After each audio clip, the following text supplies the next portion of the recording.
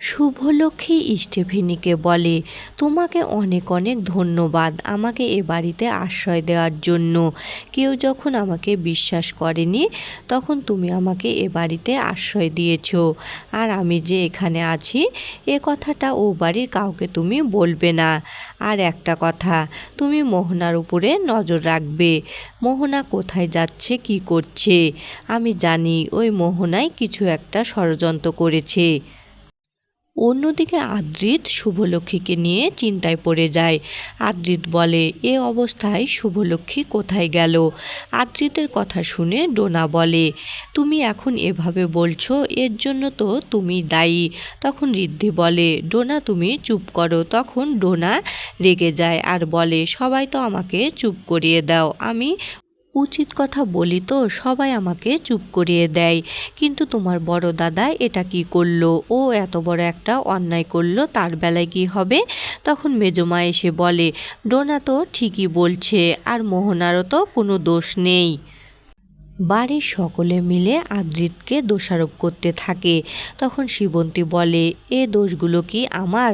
তখন ঠাম্মি বাড়ির পরিস্থিতিকে ঠিক করার জন্য বলে, তোমরা এখন এ ঘর থেকে চলে যাও, মানুষটা ঘুমাচ্ছে আর তোমরা এমন চিৎকার করছো, তোমরা এখান থেকে চলে যাও। ঠাম্মির কথা শুনে সবাই সেখান থেকে চলে যায়। তখন ঠাম্মি আদ্রিতকে বলে, দাদু ভাই তুমি কেশবের খেয়াল রাখো, কেশব একা হয়ে পড়েছে, ওর মা তো ওকে রেখে চলে গিয়েছে, তাই ও কি খাবে না খাবে ওর সব জিনিসের ব্যাপারে তুমি খেয়াল রাখো, আর কেশবকে তোমাকেই সামলাতে হবে। অন্যদিকে শুভলক্ষ্মী স্টেফেনি দিদিকে বলে, তুমি আমার দিদির মতোই কাজ করেছো, তুমি আমার বড় দিদি, তোমাকে আমার একটা কথা রাখতে হবে। ও বাড়িতে কেশব একা আছে, ওকে তোমার দেখতে হবে। তুমি আর দেরি না করে কেশবের কাছে যাও, আর ও বাড়িতে কি ঘটছে না ঘটছে সবটা খবর আমাকে দিবে। স্টেফেনির দিদি শুভর কথা মতো ও বাড়িতে চলে যায়। শুভ তখন আগের দিনে কি ঘটেছে সেটা ভাবতে থাকে, আর ভাবে ওই মোহনাই কোনো একটা ষড়যন্ত্র করেছে, না হলে নিজের সন্তানের কথা না ভেবে আগে নিজের অধিকারের কথা ভাবছে, মোহনাই কিছু একটা করেছে। আর শুভ সেদিন ও বাড়ি থেকে যখন চলে এসেছিল তখন ঠাম্মিকে শুভর প্ল্যানটা সবটা বলে এসেছিল। অন্যদিকে ঠাম্মি শুভলক্ষ্মীকে ফোন করে আর বলে, এতক্ষণ এ ঘরে অনেক লোকজন ছিল, তাই তোকে ফোন করতে পারিনি, তুই ঠিক আছিস তো? অন্যদিকে শিবন্তী শুভলক্ষ্মীর কথা ভাবতে থাকে, আর সেদিন কি ঘটেছিল সেটাও ভাবতে থাকে, আর কান্নায় ভেঙে পড়ে। ঠিক তখনই সেখানে আদ্রিত চলে আসে। আদ্রিত বলে, আমাকে তুমি ক্ষমা করে দাও।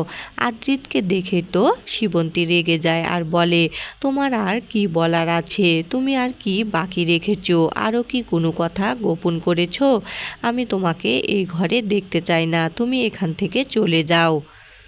আমি তোমাকে ছোটবেলা থেকে অনেক বেশি বিশ্বাস করতাম, তোমাকে মানুষ করার জন্য আমি কত না কিছু করেছি, ঋদ্ধিকেই আমি অতটা সময় দিইনি, আর তুমি আমার বিশ্বাসটা এভাবে ভেঙে দিলে, আমি তোমাকে কিছুতেই ক্ষমা করতে পারবো না।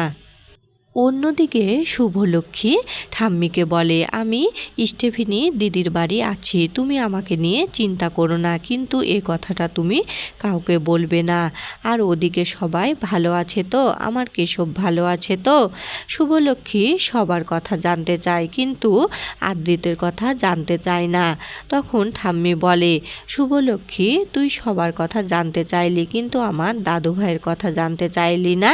তখন শুভলক্ষ্মী আদ্রিতের কথা শোনা মাত্রই বলে, ঠাম্মি আমি ফোনটা রাখছি, এ বলে শুভলক্ষ্মী ফোনটা কেটে দেয়। অন্যদিকে আদ্রিত শিবন্তীকে বলে, মা তুমি ছোটবেলার মতো আমাকে শাসন করো, কিন্তু তুমি আমার সাথে কথা বলা বন্ধ করো না, আর আমি জেনে বুঝে কোনো অপরাধ করিনি। তখন শিবন্তী বলে, শুভলক্ষ্মী এই অবস্থায় এ বাড়ি থেকে চলে গিয়েছে, ও কোথায় আছে কি করছে কে জানে। তখন আদ্রিত বলে, তুমি চিন্তা করো না, আমি যে করেই হোক শুভলক্ষ্মীকে খুঁজে বের করব, আর এ বাড়িতে নিয়ে আসবো, ওর কোনো ক্ষতি হতে দিব না।